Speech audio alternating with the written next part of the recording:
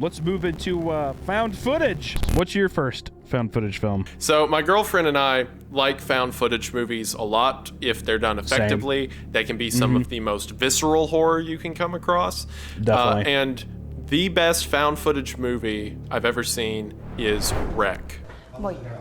Estamos frente a la puerta de la casa en la cual parece ser que una vecina mayor ha tenido algún problema. Los vecinos han oído gritos. Mari Carmen, que es la mujer que ha llamado a los bomberos de la policía, dice... Yes, yes. Okay, I'm glad you've seen it. Yes, Quarantine is... Don't watch Quarantine. I can't get through to my husband and my daughter has a You gotta watch the Spanish Wreck. Correct. It's so good. Yeah, Quarantine does not count. We do not accept it in this house. Be an adult, grow up, read the subtitles for the Spanish movie. It's well worth your time. So the plot of Wreck is that a news crew goes with a fire department to a building where a violent situation has been called in, and that's all I'm going to tell you.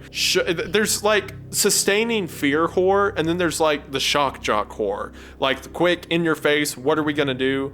And Wreck is like the embodiment of that, which found footage can do very well. I think so. I think that's like why even like survival horror games are so effective and fun. I think that like found footage films have that kind of attention grabbing kind of like, you know, you're in the driver's seat kind of feel to them that makes them so effective. Especially like you said, if done right. Really, really effective though. But yeah, don't be a fucking baby and complain about the subtitles. Read that shit. It's really, Correct. really good. It's worth your time.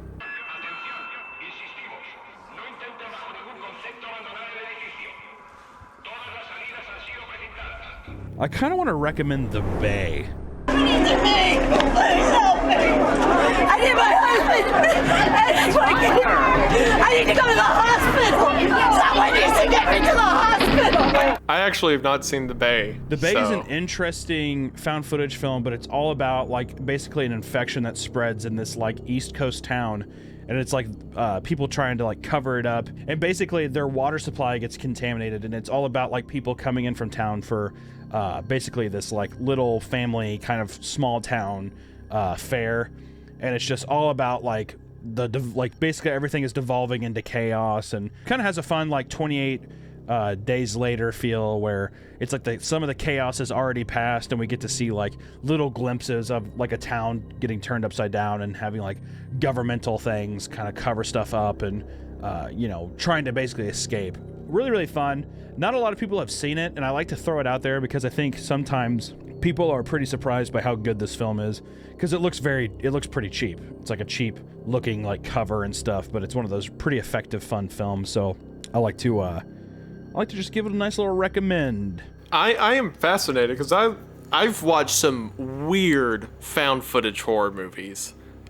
Just like my girlfriend and I find the worst stuff you could imagine on purpose.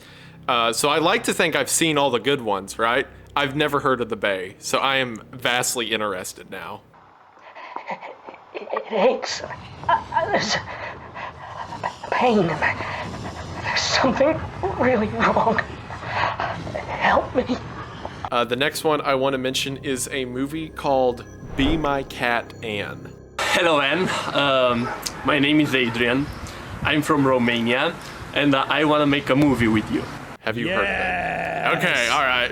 A man of culture, I see. I stumbled upon that movie so fucking randomly, and it is so creepy and I've tried recommending it to people, but people are just like, this is like fucking, it's too much, it's too awkward. And it's like, it's fantastic. I'm gonna let you go with it, but oh my god, it's so funny you've seen that. It's such a small movie. It is one of the few movies that almost through the entire runtime I was legitimately uncomfortable.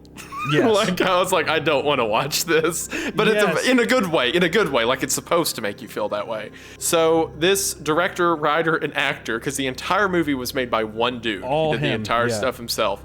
He hired, I think it was 3 actresses, and everyone else in the movie does not know it's a movie. Like, it's just actual scenarios that are happening. He went to these 3 actresses. I believe he's in some European country, and he hired them online and said, if you hear me speaking English, I'm in character. I'm gonna speak in English, Adrian. Okay. So whenever you watch the movie and these girls step out of a car and they start speaking English, they know just first time meeting him, they're in a scene. So the plot of the movie is that this guy is obsessed with Anne Hathaway. Legit, I'm not kidding. He's obsessed with Anne Hathaway. You have to be more specific. He's obsessed with Anne Hathaway because of her performance in The Dark Knight Rises as Catwoman. Yes. I saw you in Dark Knight Rises, and I saw you playing that Catwoman in that suit, oh my god, in that lovable cat suit. Okay.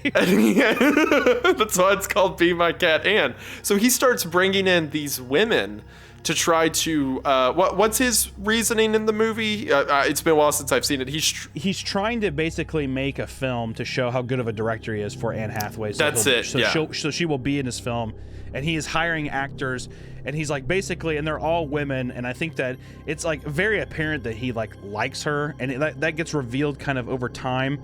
But it's like all about him like basically being disgusted with like women that are trying to act because they're nowhere near as talented or whatever. The level of Anne Hathaway, yeah. Right. I will tell her to go home. I don't need her. Oh my god, I don't need her. I'm prepared to work with you on this movie, Anne. This movie is like a conversation away from getting the guy arrested. Because not only the events depicted in it, but like the actual context of the movie is but like in the plot, a guy is bringing women in to impress Anne Hathaway and filming them in a creepy way. The movie was made by a guy bringing women in and filming them in a creepy way while talking about Anne Hathaway. It's fucking insane. And especially with the context that you gave of like, oh, no one else knows. And he's in very public places doing like, and these actors are like, I mean, doing like fucking screaming, doing all kinds of things. It's like a level of like the broken English and like some of like the poverty that he put his settings in, like his like home and stuff. The director and actor does such a great job as coming off as a complete and total psychopath. The way he like looks off camera, he like seems like he's very daydreamy, and he's like overly confident about like how correct this decision is. It's fucking awesome. Total hidden gem. Absolutely. I can see a lot of people also being very off-put by this movie, though. Yeah, this. Let me clarify. This is not a movie to watch with your family. This is not a movie to invite the boys over. Well, depending on your boys, yeah, it might be. I want to see what kind of crew that is. Yeah. Everybody's like handshaking stuff. Dude, be my cat tonight? I'm ready. I'm ready for it, dude. It's literally me and you. Yes, yeah, exactly. We're the boys. Yeah, those are the boys. But fantastic movie. If you're up for something weird, you have to, as an experience, even if you hate the movie, you have to say you've seen it. It's so wild. Don't touch that thing.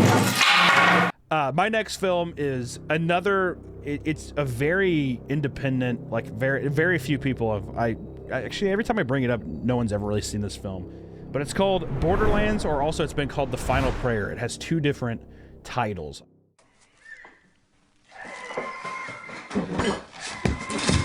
The fuck is that, man?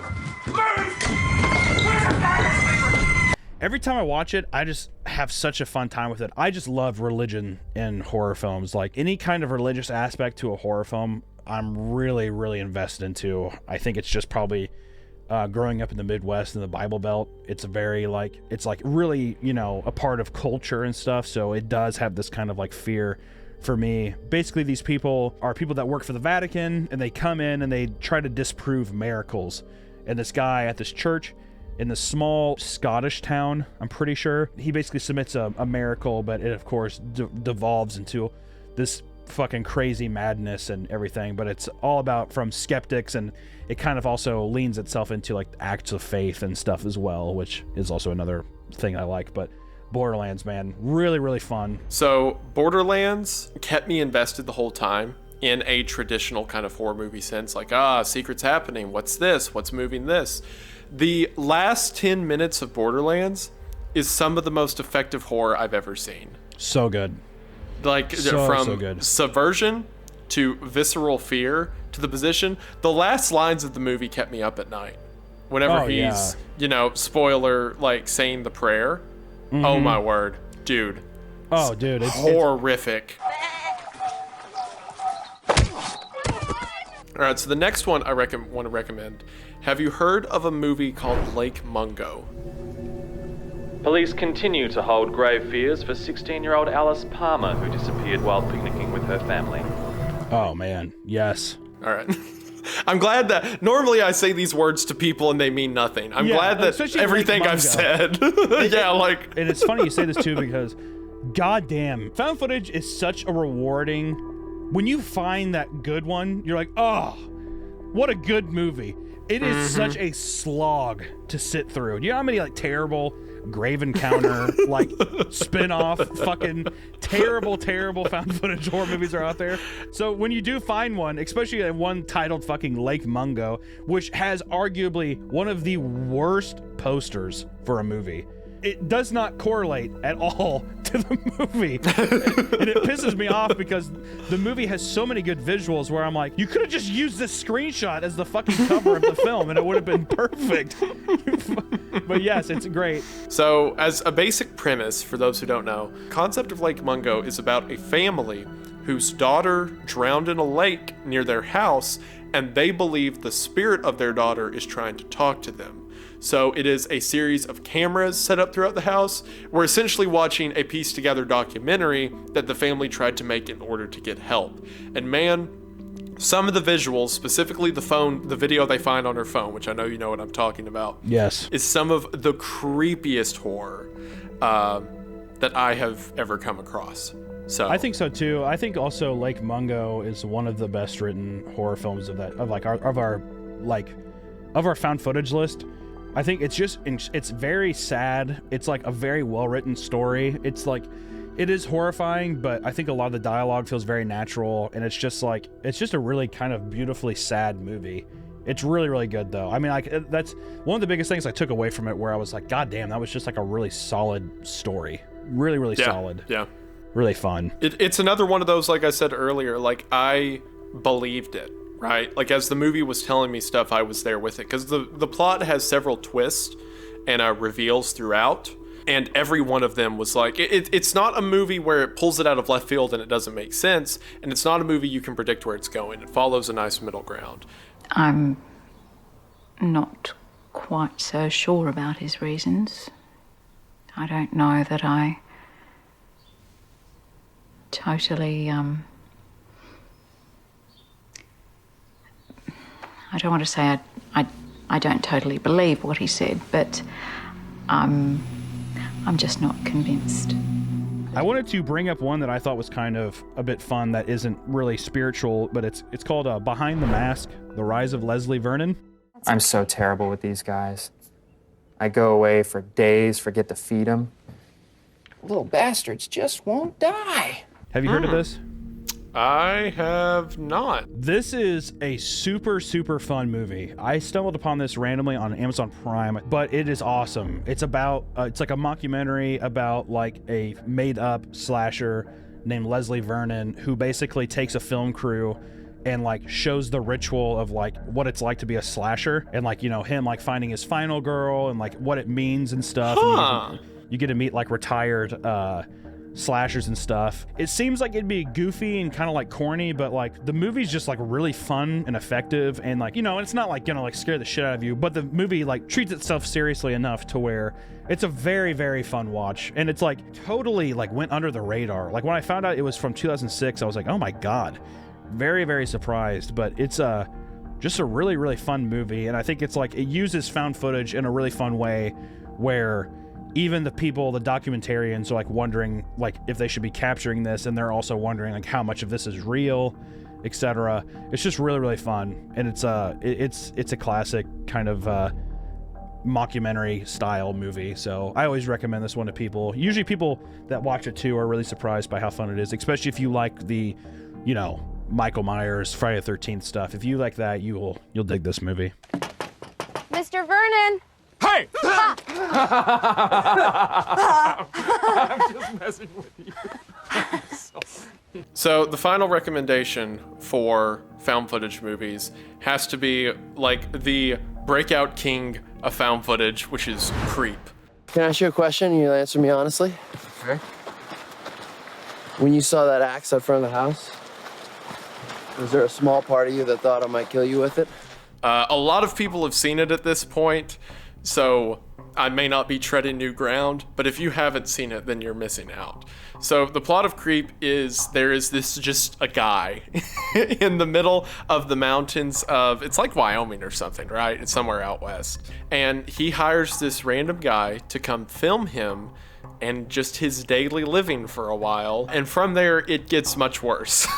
Consistently, it keeps ramping up. Creep is very well written in its dialogue, its presentation, and you feel like the tangible uncomfortableness of the cameraman throughout the whole movie. And as like the tension keeps building, it is weirdly relayed on you, the audience. Again, it's an example of found footage being used as a tool to break down that audience barrier. Because we hear the cameraman being uncomfortable, but as he's in these uncomfortable scenarios, it is the guy staring at us through the camera and speaking, which is relayed back on us. So like all the emotions of the movie are felt very distinctly.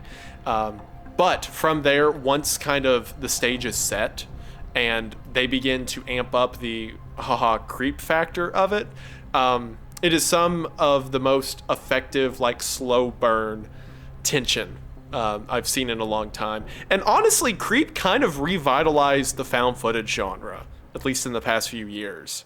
Aaron, would you sit down, please, and turn the camera off? I think my last recommendation for this one is Incantation.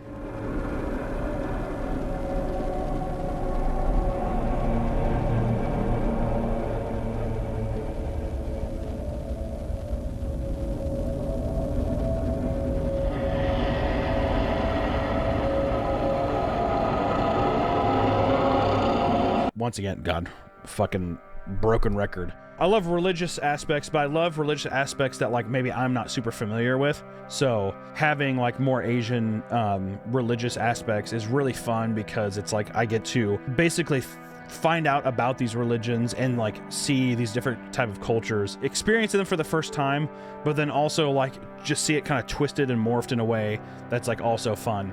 Which I'm sure is probably going to fuck up my perspective of people in the future that maybe believe in these things and be like, uh-oh, I saw a scary film with that. It has a lot of effective, fun shots, and it's kind of just like a fun adrenaline rush of just like from beginning to end. The movie really doesn't let up at all. It's just like really fun how they go about it. It's fucking creepy. Performances are good. Also, it's a subtitle movie, so grow up, watch it, read it. It's beautiful. You got to check it out. I would definitely recommend it, because you were saying you haven't seen it yet, right? I haven't seen it yet. I've heard good things about it. My boy, Mr. Gigi, made a video where he praised it very highly. I have not seen it yet. I plan to. So I love... Most of these we both know. I love when you've suggested stuff I haven't heard of, because that gives me something else to watch. So I'm absolutely going to watch Incantation. Yeah, absolutely. It's always fun, especially whenever someone's like, oh, you got to check it out. Yeah, especially from a reliable source. If you have a friend who's like terrible, you know what I mean? Where someone's just like, oh yeah, my favorite movie's Saw, or whatever. They recommend something and you're like, oh God, sure. Yeah, I'll fucking watch it, you goon. But yeah, it's a good one, man. A lot of great symbolism, creepy settings, really fun sets. That's like another thing too. Just as like a creator kind of thing, I'm like, oh my God, this set is awesome. I always find like I appreciate little things like that more and more now. But it's fucking great. I'm absolutely gonna watch Incantation. On your mention of like unreliable sources, I remember one time in college, there was this girl, she just kept recommending this new horror movie, can't remember which one. She was like, you have to see it, it's so scary. And I'm like, okay, out of curiosity, what's the scariest movie you've ever seen? And she goes, oh, The Purge. I'm like, okay. Good answer. That told me everything I need to know. Damn good answer. She's like, you know what scares me? Poverty.